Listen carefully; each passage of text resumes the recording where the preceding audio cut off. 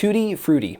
Richard Penniman, also known as Little Richard, wrote this song in '55 when he was working as a dishwasher at a Greyhound bus station in his hometown of Macon, Georgia. Inspired by a then popular flavor of ice cream, the name Tutti Frutti literally means all fruits in Italian. However, the fruits Richard sang of were more carnal in nature. So to clean things up for a conservative market, a veteran lyricist came in to sanitize the words a bit, changing among other things the line Tutti Frutti, good booty, to Tutti Frutti, ah Rudy, which was slang for all right. But Richard refused to drop other lyrics filled with raunchy innuendo, like, she knows how to love me, yes indeed, boy you don't know what she doing to me. With its wild imagery, hard-driving sound, and opening cry of a wop bop a loo bop a wop bam boom, the song frightened and fascinated listeners enough to pay attention, and became a model for rock and roll itself. Little Richard sang in a manner that people dared not speak, and so people loved him for it, including a young Paul McCartney who would later emulate Richard's style of screaming with the Beatles, and a 9-year-old David Bowie who said of his first listen, "My heart nearly burst with excitement. I had heard God." This song is in the key of F and uses chords 1, 4, and 5, or F, 1, B flat, 4, and C, 5. Again, that's F, 1, B flat, 4, and C, 5. Just like Rock Around the Clock, this song is also based on the 12-bar blues chord progression. But with its driving beat and amped up energy, the song took on a life of its own, raising the bar for songwriters everywhere. So again, be sure to get comfortable with those chords before you play. And that B flat chord, as a bar chord, may take some extra practice. So just play through the chords, and then once you're ready, you can print the song on pages 41 through 44 of the lesson PDF, and then play along with the video link on page 40 of the lesson PDF as you rock out. Blue suede shoes. By 1956, rock and roll was already a worldwide phenomenon. Records were selling by the truckload, and the scene's stars were touring non-stop, playing to sold-out shows. But when Blue Suede Shoes was released, the frenzy only increased, further establishing this new genre as a bona fide movement. Hailing from a small town in Tennessee, Carl Perkins had moved to Memphis with the hope of hitting it big at Sun Records, where he became friends with Jerry Lee Lewis, Elvis Presley, and Johnny Cash. And it was Cash who suggested the idea of writing a song about blue suede shoes, some trendy new footwear that men fussed over since the soft leather could scuff so easily. So one night soon after, Perkins got out of bed, struck by inspiration, to work out the chord progression on his Les Paul guitar, quickly grabbing the only paper within reach, a brown paper potato sack, to scribble the lyrics. It was a humorous satire on the vanity of pretty boys, backed by a cool boogie rhythm that was written and recorded on the second take within 2 days. And it inspired a legion of youngsters, including George Harrison, later of the Beatles, and Eric Clapton, later of Cream, to double down on perfecting their guitar playing skills. This song is in the key of A and uses chords 1, 4, and 5, or A, 1, D, 4, and E, 5. Again, that's A, 1, D, 4, and E, 5. And just like the other early standards of rock and roll, it was also based on the 12-bar blues formula. However, Perkins embellished on the structure to create a powerful effect. In each verse, he hangs on the one chord longer than usual, playing it repeatedly while listing all the ridiculous things he'd prefer to having his shoes stepped on, before breaking into each chorus, which then follows the normal blues progression. By almost teasing listeners in this way, deviating from the structure they'd come to expect, before then delivering it as convention would dictate, Carl Perkins forged a new standard in rock and roll. As before, practice each chord at your own pace, then print the song on pages 47 through 49 of the lesson PDF and play along with the link on page 46. Hound Dog.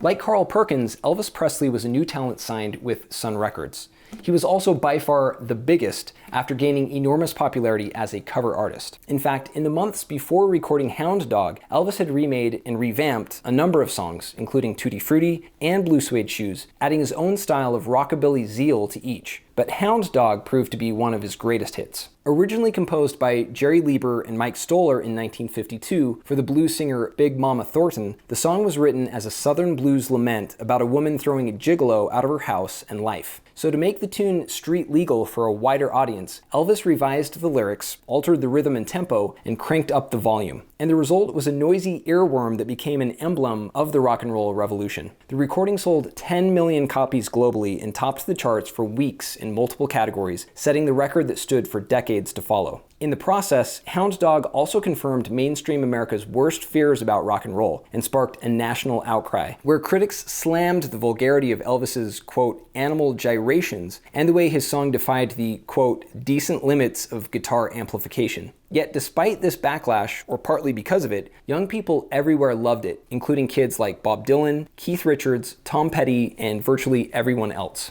Hound Dog was written in the key of C using a strict 12-bar blues chord progression. From beginning to end, this same pattern is repeated a total of 8 times, which is why Lieber and Stroller were able to write the song in 12 to 15 minutes as they later claimed.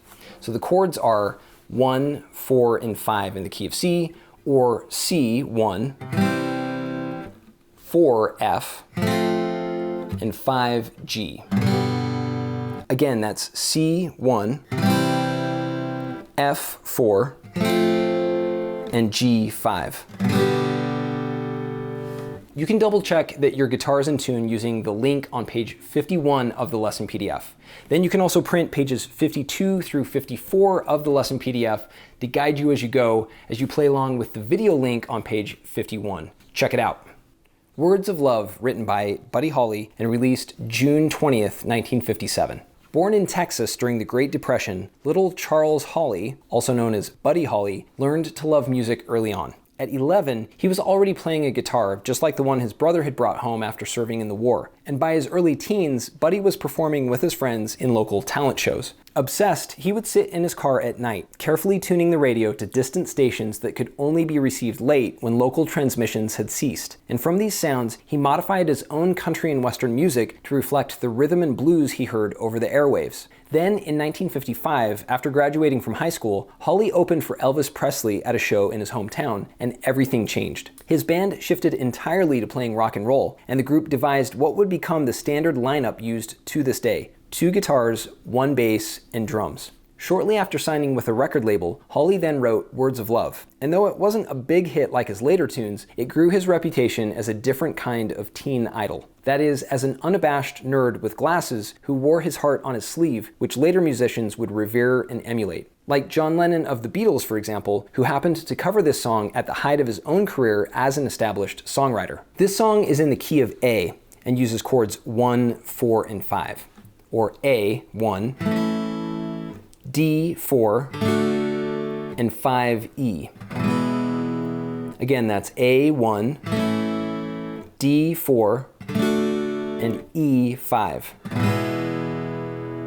So the same 3 chords as all the others you've played so far. But in the hands of Buddy Holly, they were transformed. Because in this song, he broke from the old 12-bar blues structure and came up with a new chord progression, an innovative take on these harmonies that created a softer sound better suited to his sentimental lyrics. And though the recording is less than 2 minutes long, the hypnotic repetition of this pattern is truly mesmerizing. As always, practice the chords first, getting a feel for how they flow from one to the next.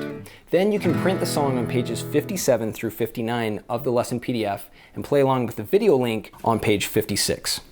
Johnny B. Goode, written by Chuck Berry and released on March 31st, 1958. This song is by far one of the most famous tunes in the history of popular music. In fact, you could even say it is the quintessential rock and roll hit. And for good reason, because it has all the elements of a great rocker, including an upbeat rhythm, a catchy melody, lots of noise, and clever lyrics. But it's the story told within the song that makes the whole thing so brilliant. You see, Johnny B. Goode was the first time an artist had written a song about rock and roll itself, and the fame and fortune that came with it, all with a kind of showmanship that had not yet invaded the radio, and the swagger definitely made its mark. Chuck Berry later acknowledged that the song was semi-autobiographical, but the record is so self-referential in a way, it's almost like the sound of rock and roll singing about itself. The music and theme of stardom was so appealing that it inspired musicians everywhere, like the Beatles, the Rolling Stones, and Jimi Hendrix, among others. And both the song and its author became synonymous with popular music. Indeed, John Lennon said years later, if you tried to give rock and roll another name, you might call it Chuck Berry. This song was originally written in the key of B flat, but the live version is in the key of C. So that's chords 1, 4, and 5 in the key of C, or C1, F4, and G5. Again, that's C1, F4, and G5. Johnny B. Goode was written using the standard 12-bar blues format. No shocker there. Although it does deviate from the usual structure a little in the singing sections. But it's amazing how versatile this basic chord progression is, right? And how many melodies are possible with only 3 chords. As always, practice playing the chords first to get a feel for how they flow from one to the next. Then you can print the song on pages 62 through 65 of the lesson PDF and play along with the video link on page 61. And remember, Chuck Berry could really play his guitar like he was ringing a bell. So don't get distracted by his virtuosity. For now, the idea is just to get a feel for the underlying progression. That's all. What Did I Say? Written by Ray Charles and released in July 1959. When this song was released, Ray Charles was already well known and often called the genius because his skills were so astounding, despite having been blind since the age of 7. At 18, he already had a national hit, and in the years that followed, Ray had established himself as a successful artist, headlining shows at places like the Apollo Theater and Carnegie Hall. So when the time came to compose What Did I Say, one of his all-time greatest, he was ready. As the story goes, the song was improvised one night when Ray, his band, and backup singers had completed their set list at a show and still had some time left. So to bridge the gap, Ray started riffing on the 12-bar blues, and what emerged was amazing. With its gospel sound, the song began as an innocent call and response between Ray and his singers. But as the music built, it transformed into an exchange filled with ecstatic shouts, moans, and blasts from the band's horns, like an ode to carnality sung with religious fervor. As one critic remarked, it was a dialogue that, quote, started in the church and ended up in the bedroom, and the audience loved it. So Ray quickly recorded the song, which became a huge and controversial hit, becoming what was later called, quote, the closest thing you could get to the sound of orgasm on the top 40 radio during the Eisenhower era. To aspiring songwriters everywhere, the track was an inspiration, and so it became a popular cover song among fledgling groups like the Beach Boys, the Beatles, and the Rolling Stones. This song was written in the key of E, and because it follows the 12-bar blues structure, it includes only chords 1, 4, and 5, or E1, A4, and B5. And here I'm playing a B7 chord, which I'll explain later on. So again, that's chords E1, A4, and B, or B7, 5. Throughout, the song follows the 12-bar blues structure closely, except in each interlude section where Ray Charles repeats the one chord 4 longer than usual. Incidentally, these are the parts when he and his singers are engaged in vocal coitus. So you might think of these sections as each interlude. Get it? As always, practice the chords first to get a feel for the movement between them. And I included this B7 chord because the movement from A to B7 is a little easier than A up to that barred B. So E, A, B7. So you'll see in the lesson PDF the fingering for that chord. So practice those chords to get a good feel for them. And then you can print the song on pages 68 through 74 of the lesson PDF and play along with the video link on page 67. The Fertile Crescent. In a nutshell, the 1950s were a time of massive change in music. Over the span of only 6 years, rock and roll totally shifted the popular paradigm. But while much ink has been spilled about this time and its impact, at the heart of it all were just 3 simple chords, and that's it. I mean, when you look at the most iconic songs of the era, you really can't miss it. Modern music was founded on the 1-4-5, and everybody knew it. Of course, many songs used other chords too, but these 3 served as the essentials. Just a handful of harmonies at the core of the whole movement. And what's more, it was only a few artists from a small region who really shaped our current concept of songs and the way they're written. In fact, when you plot the birthplace of each person we've seen at various spots throughout the South, what also appears is the birthplace of rock and roll itself, or what you might call the Fertile Crescent of modern music. In the evolution of contemporary music, this was the original homeland, in the deep South where the sun burned hot and the songs burned hotter still. And it was in this hotbed of creativity that the spark began. The air popped with innovation, and ideas spread like wildfire, with an intensity that seemed unstoppable at the time. But then, just as quickly, the heat died down and the flames went out. Because right when rock and roll was picking up, the movement faltered, as the main pioneers left, one by one, depleting the fire of fuel. Little Richard retired to be a preacher. Elvis was drafted. Jerry Lee Lewis fell into scandal. Chuck Berry went to jail. Buddy Holly, Ritchie Valens, and the Big Bopper died the same day in a plane crash, and Eddie Cochran was killed in a car wreck. So it suddenly seemed as though everything had been snuffed out, just like that. In hindsight, of course, we know that it hadn't really, and the fire was far from burning out. Because what actually happened was a kind of swerve from the expected trajectory, where the fire simply flared up in different places instead. You see, although the vanguard was gone, the cause was then picked up by the next generation of musicians who carried the torch, as it were. So, like embers blown by the winds of change, the spark of rock and roll had stayed alive by scattering across the globe, lighting up the minds of other young artists in far-off places, including California, for example, where the Beach Boys began to play, and Australia, where the Bee Gees started to sing, and across the pond in England, where countless bands formed to create their own brands of rock and roll. And in each location, the flames burned like a local brush fire, ignited by inspiration, so that the world was dotted with light. But by far the biggest blaze began in the seaport town of Liverpool, where a young group called the Beatles not only rekindled the flames, but also poured gasoline on them, so they grew to engulf the entire world like never before. And the rest, as they say, is history. Across the pond. To be sure, the 1950s were a pivotal period in the history of songwriting, because in a very real way, that's when modern music began. But if the early days of rock and roll were like the Big Bang, then the 1960s, and specifically the advent of the Beatles, marked the start of a new era altogether. Indeed, as John Lennon observed in 1966, the Fab Four became so famous that they eventually got more popular than Jesus. So with that in mind, it's fair to divide the timeline of modern music into two parts, with all history before the Beatles labeled BB, and everything after the Beatles marked AB for short, like this. Granted, this may be a simplification, and it's certainly a glorification, but the Beatles' influence on virtually every songwriter today is undeniable. So next, we'll look at how they advanced the art by building on the songs that came before them. And in fact, this point is an important one, that the Beatles were influenced by those who preceded them, who in turn simply leveraged the patterns inherent to music. Because for as miraculous as they were, these lads from Liverpool ultimately stood on the shoulders of giants, who themselves were guided by nature. As a perfect example, let's look at the song Love Me Do, which was the group's debut single in 1962. Leading up to this point, the Beatles had gained a following in Liverpool, playing songs like Blue Suede Shoes, Johnny Be Good, and What Did I Say into the early hours at clubs around the city. So when it came time to record their own first song in the studio, they knew just what to do. Clearly, the key was to keep it short, sweet, and simple, and above all, to base the song on chords 1, 4, and 5, which is exactly what they did, or specifically what Paul McCartney did in this case as the main songwriter of Love Me Do. But instead of rehashing the old 12-bar blues formula, he got more creative instead by switching things up a bit, as Buddy Holly had done with Words of Love. And what came out was an instantly satisfying tune that felt both fresh and familiar because it was founded on good harmony.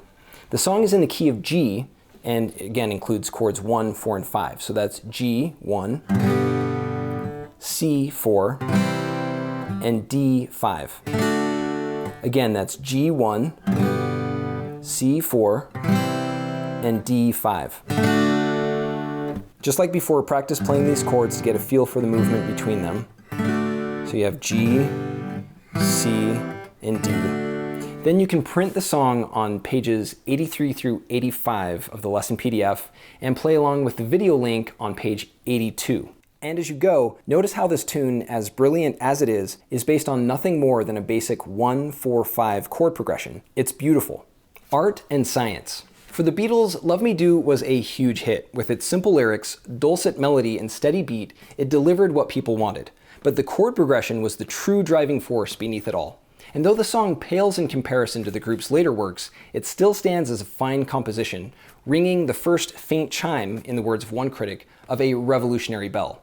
A revolution, of course, that came to be known as the British Invasion, with a virtual army of English bands bombarding the airwaves in the 1960s, all led by the Beatles at the forefront with the frenzy of Beatlemania. In fact, in the years following Love Me Do, the Fab Four wrote more than 230 songs, released 12 studio albums and 13 EPs, and recorded dozens of singles that hit #1, breaking nearly every record in the books to become the best-selling band of all time. It was all truly astounding, and as a result of this success, they gained a kind of mythical status as living legends, since they were, after all, bigger than Jesus. So over time, awestruck fans would ask them how they did it. What secret insights had they gained that spurred such magnificent songs? Could the source somehow be supernatural? In response, the Beatles would often talk about their own influences, like Elvis and Chuck Berry and all their other heroes from the 1950s. And on occasion, they'd even mention the 12-bar blues, or make some passing reference to the actual theory that guided their process, saying things like, quote, "I found G, and that leads you through to these other chords, so it all leads forward logically," close quote. But of course, answers like these weren't too enchanting, and ultimately unbefitting the magical mystery trips that the songs themselves induced in listeners. So eventually, Lennon and McCartney began to portray it all with more spin and sparkle, implying that composition was more like magic than a mere craft. In fact, as a perfect example, Paul McCartney once put it this way, quote, "I always liken songwriting to a conjurer pulling a rabbit out of a hat. If I now pick up a guitar and start to conjure something out of the air, there's a great magic about it. Where there was nothing, now there's something. Now there's a song we can sing," close quote. Always a showman, McCartney described the process with flair, as if each new song emerges fully formed out of thin air, like a miracle of bread and fish. But for as intriguing as he makes it seem, this depiction is also misleading, because as you now know, there's also a definite science to the art of songwriting, which is called music theory. Granted, it's true that there's an element of magic in music, but you could say that songwriting is a bit like alchemy in the sense that you can start with a few common chords and turn them to gold, in the form of a solid gold record. But when you get right down to it, the trick of composition is found in the patterns you've been learning all along. To that point, the country musician Howard Harlan put it in more practical terms when he said that good songs arise from just 3 chords and the truth, and he was right. By that, he meant chords 1, 4, and 5, of course, and it's just a wink-wink to those in the know. But once you get the reference, it is at least a more useful insight. Because instead of giving us smoke and mirrors, these words have the opposite effect, in that they actually pull back the wizard's curtain for us all to get a peek inside. And the view that's revealed is marvelous. You see, because it's plain that the secret of songwriting is simple. Since music is made up of patterns, that's it. And as Harlan specifically mentions, chords. So while the Beatles may have seemed like sorcerers in a way, they didn't defy any physics, but instead made use of notes and chords, getting by with a little help from these friends. Indeed, you could say that Lennon and McCartney collaborated with music itself as much as they worked together. And to illustrate, we'll look at one of John Lennon's songs next, to see how he used the same principles of harmony to compose, plus an extra little bit of magic. Pushing the envelope.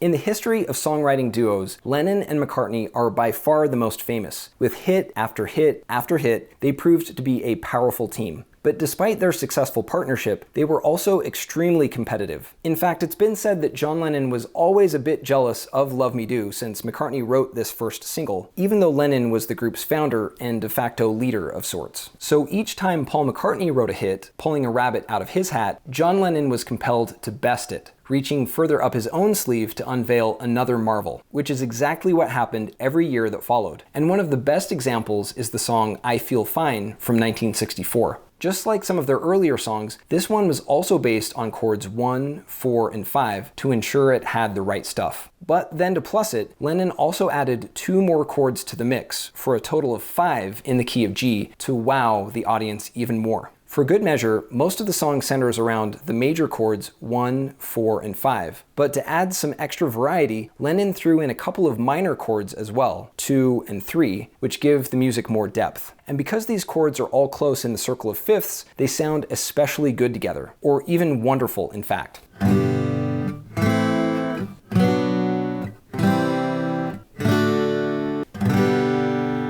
So to hear this song for yourself, print pages 93 through 96 of the lesson PDF, then play along with the video link on page 92. And notice how the chord progression makes you feel so fine. Getting better.